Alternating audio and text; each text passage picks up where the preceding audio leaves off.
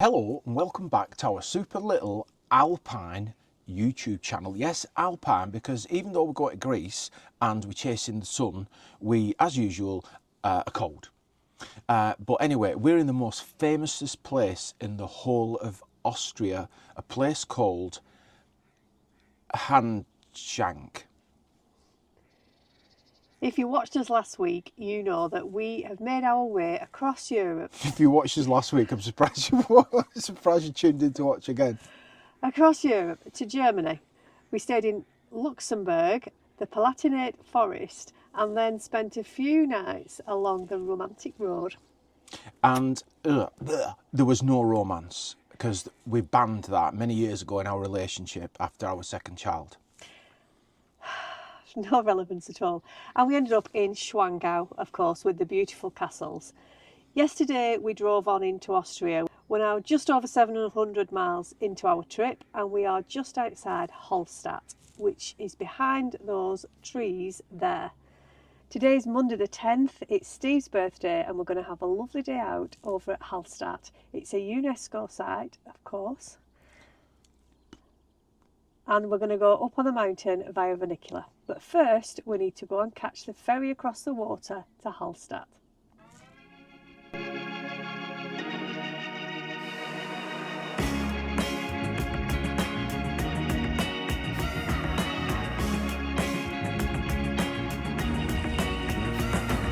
Before we get started, let me pop my collar. Baby, let me... The little ferry over cost us €8 return. And the only thing about being in Austria with a dog, on any form of transport, it is a legal requirement to wear a muzzle. He weren't keen, and they insist on it. In fact, that getting on, the captain sort of apologised and said it's not him, it's the police, it's a legality. Buddy's never wore a muzzle before. It was comical at times, but felt a bit sorry for him, weren't it? And they enforce it everywhere. And if you don't have a muzzle, we could have bought one at the boat anyway for €5. So if you haven't got one, then you can get one there. And it only took 10 minutes to get over. We had a lovely wander through Hallstatt, obligatory apple strudel and a coffee when we got there. Lots of wooden buildings, chocolate box sort of set up. Bit Hansel and Gretel, weren't it? A beautiful place, yeah. Forecast hate away, sun in the Netherlands, sun that can forecast. Let me be your weatherman, let me be your weatherman. He has to He's standing there waiting for an offer. dream, easily beam, up, you know what I mean. I bet a whole city of angels couldn't fly with these wings. I can string you along in these chords, I can sing. I can bring you to a string class before you can drink with me. Oh baby, it's nights like this that made me. You know these nights, my thoughts say don't betray me.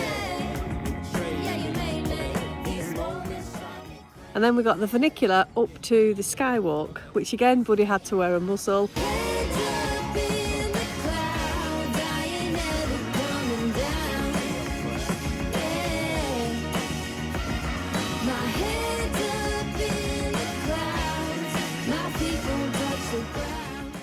It cost us €24 return. Now it is cheaper in summer one way if you want to walk down, but at this time of year the path was closed. But again, we got to the top, amazing views.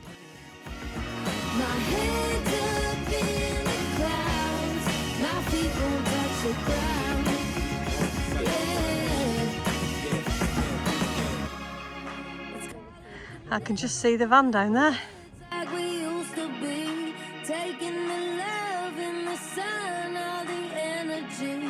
Never give up on your heart and the harmony.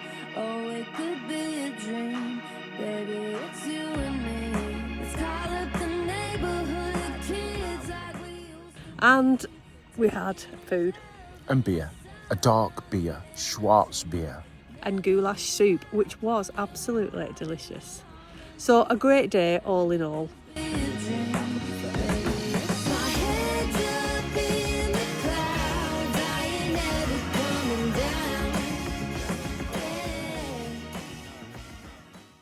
And that's our last day in Austria. I could stay here a long time, but we've got to be really disciplined because the target's Greece.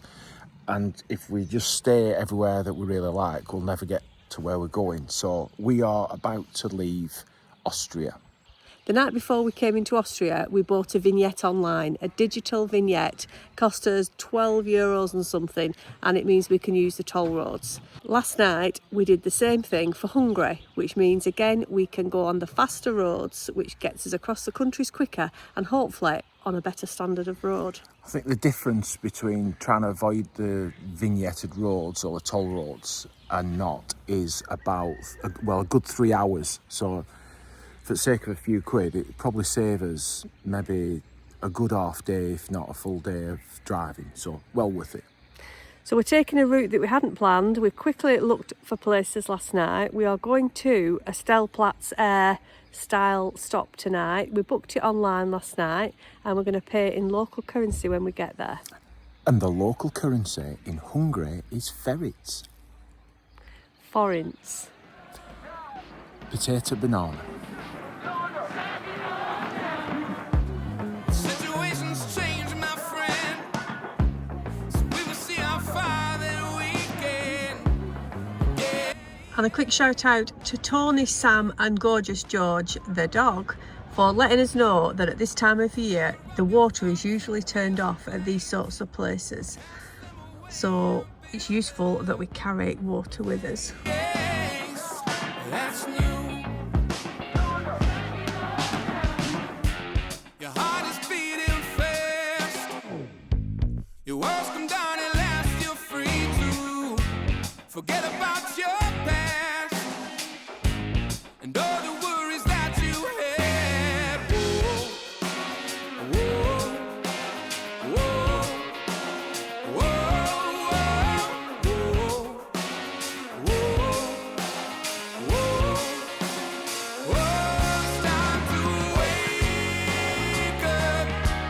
Feel the wind in your back. Feel the line on the track that you walk down.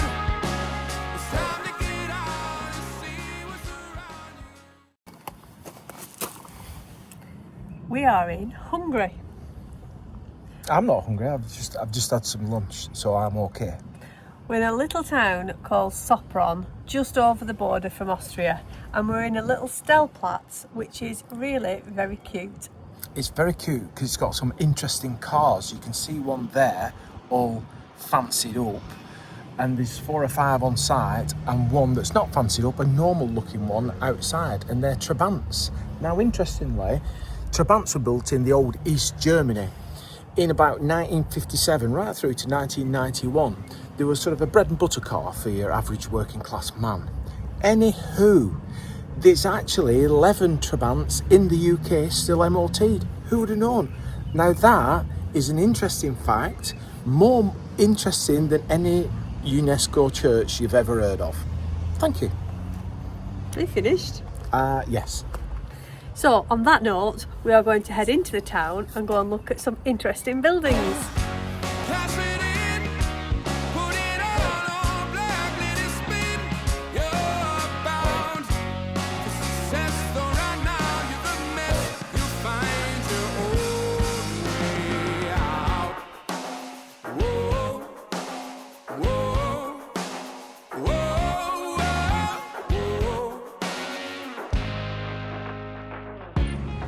Come all this way and there's still a Tesco's. Every warning and reason to try to sway your mind. Walk and get you down, my friend. When we planned this trip, there were a number of ways to get to Greece, and we chose the route that's going to take us through the Balkans, and we chose that route because of, I don't know. Well, there are various reasons that we chose this collectively, but there are 4 main routes that we've seen that people travel down to Greece. One is down through Italy and then get a ferry over to mainland Greece. The second one is down the Albanian coast, down through Croatia, Albania and into Greece. The other is similar to what we've done, but going down via Serbia and then into Bulgaria. And obviously there's a way we've chosen to do it, which is through Hungary, Romania and Bulgaria. I'm going to be hungry if you don't hurry up. So why didn't we choose any of those routes, Andrew? Right, well, many years ago I drove through Italy and hated every second of it. So Italy's out, plus the ferry is, I think it's about 9 hours. Used to be you could stay on board in your van, but we've read and you can't do that anymore, so that wouldn't be great for the dog, leaving him on his own. So everything was against Italy, so Italy is off the table for me. However, we may do Italy another trip and give it another chance. That's for another time. We couldn't do the Albania route because our current motorhome insurance doesn't cover us for Albania, and we decided that we didn't want to get the third-party insurance at the border, so that ruled that route out. We could have come through Serbia, but we decided not to do that because we couldn't be bothered with the faff and uncertainty of what would happen at the border, since Serbia isn't an EU country. It may have been 15 minutes going through the border, it may have been 3 hours, but we just couldn't be bothered to find out. And we also think that that's probably going to be part of a different trip, Yeah, so possibly. we're saving it. So we've decided to go through Hungary, Romania and Bulgaria, and for the next few days we're going to be transiting. So we're off now to transit through Hungary in 1 day. We got the top down, cruising at 65. We've just hit 1,000 miles since Calais, so we're halfway there. Out on the highway, oh yeah, we're free now. We watch the sun rise up, we watch the sun go down. On the open road, it's so inviting. On the open road, that's where you'll find me. Straight through the night, no matter where we go. The transition from Austria into Hungary was a pleasant surprise. It was really nice roads in Hungary, nice driving standards, very uneventful, and I actually enjoyed driving Hungary. And we stayed at a little campsite just on the border between Hungary and Romania. Well, this is rustic, I think is the best way to describe it.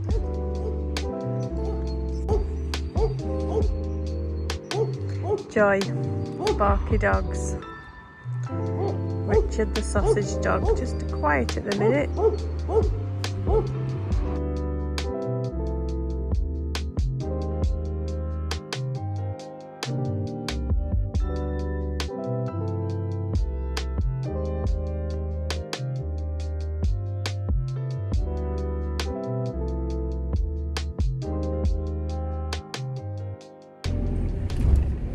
Well, that's Hungary done. I'd love to come back sometime, but we are off to Romania. But we probably won't come back to this site because it were a bit naff, really. Unless my expectations are too much, but it weren't great. It's rustic and they are doing it up for the season, so we just caught it a bit early. I don't mind that. It's the dog barking all night. You'll see him as we go out now. I knew as soon as we arrived, there's a dog in a pound and it's never let out, and all night barking and yapping. You'll see. Bye, Yappy. We're not barking. No. On the open road, it's so inviting. On the open road, that's where you find me. Straight through the night, no matter where we go. It's good for the soul right here on the open road. It's so inviting. Romania was slightly different and not as much of a pleasure to drive. The road surface deteriorated and it was really fairly unpleasant. However, the people were dead friendly. There were ladies at the side of the road and they kept waving at me. They must have heard of Eurosully. They were prostitutes, love. The towns we passed through looked very neglected, and it was sad to see that what had once been very beautiful buildings and quite ornate and very mosaicked were just falling into disrepair. And we did feel that Romania itself was... A little bit dishevelled. Yeah, that's a nice way of putting it. It's good for the soul right here on the open road. Just random people walking along the side of the road. However, the people were dead friendly and we stayed at a lovely campsite at Ballet Herculean.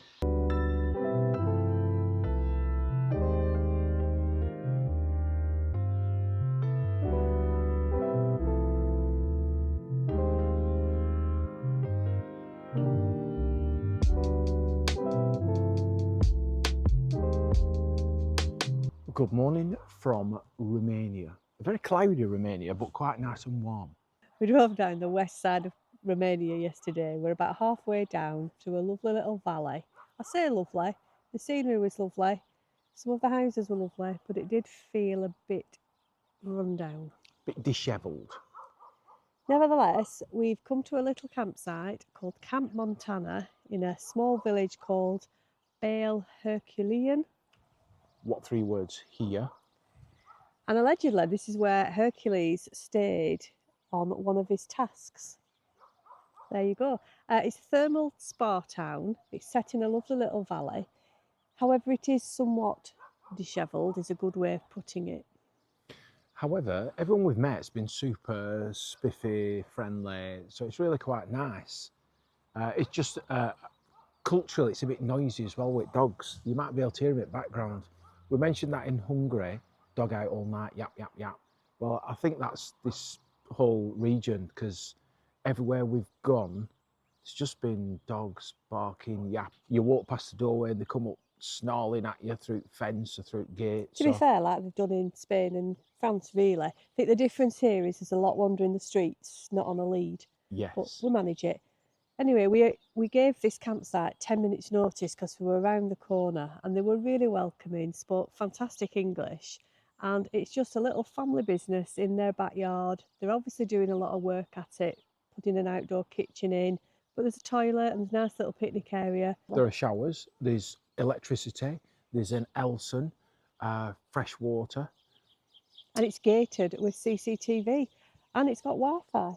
Yeah. And for 60 RON, which is about £10.50. So it is a bargain. And yeah, felt really welcome. And I think we've enjoyed being a little bit more secure rather than being wild camping for now, until we understand a little bit more about Romania. Which isn't going to matter for now, because we're leaving Romania today. We are. We're literally transiting one night, but it should be, if we keep as current plan, we'll catch Romania on the way back. So we're heading off now down into Bulgaria.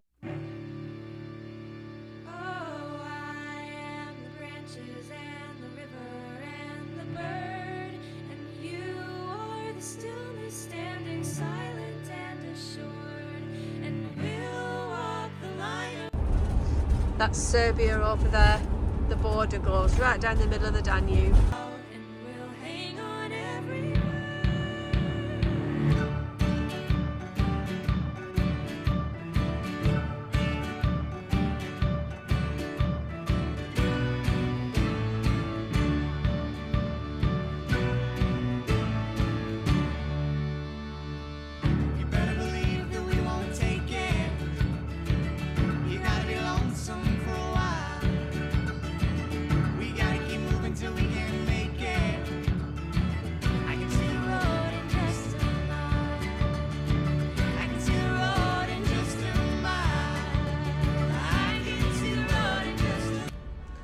This is the border crossing between Romania and Bulgaria. It's a bit busier than we were expecting, really. I see a warm and gentle smile. I see forgiveness for each lie. I can see the road in just... Well, that was interesting. That was just a toll for the bridge. It wasn't a passport control. So it was 27 Romanian lei, or €6, and we just paid in cash. But you could have paid with a card.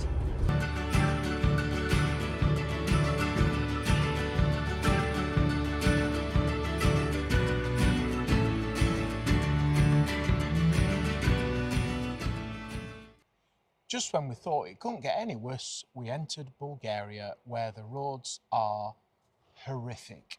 I mean, I'm surprised everything's not fell off the van. Quieter mind, so that was a little blessing. Still full of wagons, but definitely the worst road surfaces that I've ever driven, and pretty aggressive overtaking. Speed limits, I think they're just a guide. I mean, we were passed by a wagon. We were doing 65 in a 50 and the wagon flew past us at 80. I don't know what speed to drive at. I'm just trying to choose a speed. I know I'm speeding, but trying to choose a speed where we are not just a mobile chicane for everyone to try and pass. So, bit of a challenge, not really enjoying it.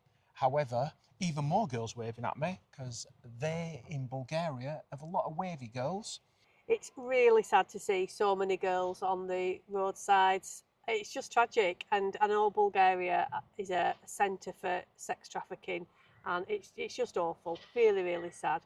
However, the people were friendly, and we found a lovely little campsite called Camping Green Lawn, and we had a fabulous host in George.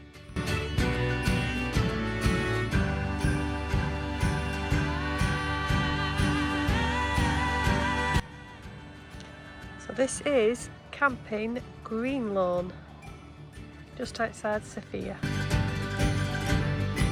We were met by our lovely host George, and by the powers of Google Translate managed to have a conversation. He told us we were the first guests of the season. He had 106 guests last year, and he showed us the map where everybody had come from, even from Cumbria. So we've put our pin in Burnley. It's just such a lovely place. We've got a kitchen, somewhere to sit out, there's fairy lights up already, and it's really nice and peaceful. It's a brilliant place. Brilliant place. We loved it, didn't we? Yeah, we did. We could have stayed longer. He welcomed us with beer and water, welcomed us to his kitchen, his outdoor kitchen, and we have a promise of a Balkan barbecue if we go back passing through after we've been to Greece. Just it's difficult to express in words in emotion. We just felt really comfortable there. A nice place to hang out. Yeah, spot on. And we even tried his acacia blossom brandy, which he brews himself. And you need 100 grams a day for breakfast and 200 grams at lunch to keep your heart healthy, according to George. And as we were leaving, he even gave us a gift of a chopping board with his name and logo on it. Just really, really pleasant. We are still in Bulgaria. This is our last stop before we head to Greece. We're just outside a very beautiful town called Plovdiv on a Glamping Alliance campsite, which is the first high-tech campsite in this area. And everything you do is remote. It's all booked online, paid online, everything's by QR code, including using the laundry. But there is a member of staff here if you're struggling. And he is very helpful and very friendly because he's come to check on us because we are the only campers here. There are 2 vans here, us, and that's it in the whole site. So again, quite early, shoulder season, as they say. So we're getting the best. We've got a shower block to ourselves. Sun's been out, we've been sunbathing, and it's just a wind down ready to go to Greece. But we have had a problem, haven't we, with Plovdiv. So we researched it and we found out that Bulgaria is very friendly for dogs and can get on the buses, but possibly with a muzzle, dependent on the provider. However, this morning when we set off with Pauline and Steve, we were told no dogs on the bus, even with a muzzle. So we are back at the van because it's too far to walk in for us, really, and it's going to start raining soon. So we're just having a chilled day by the van, and we'll enjoy looking at Pauline and Steve's photos later. We will indeed.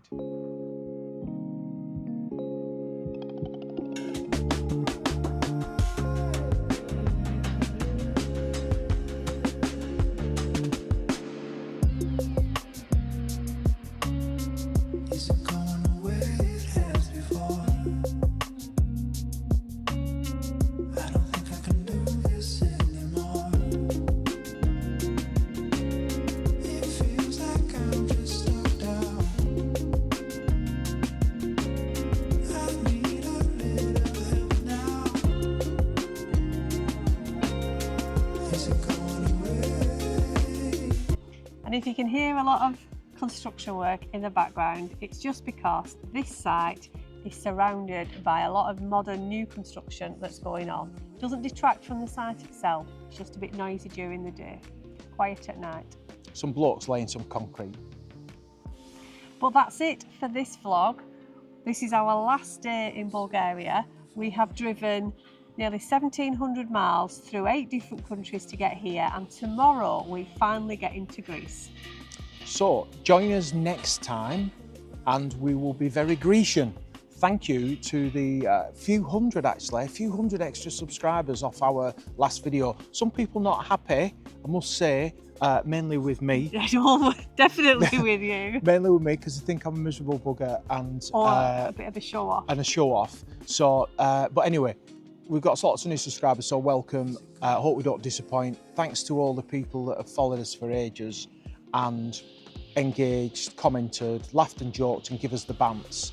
We will see you next time. Thanks as always. We genuinely are flattered and appreciate the fact that you get in touch with us.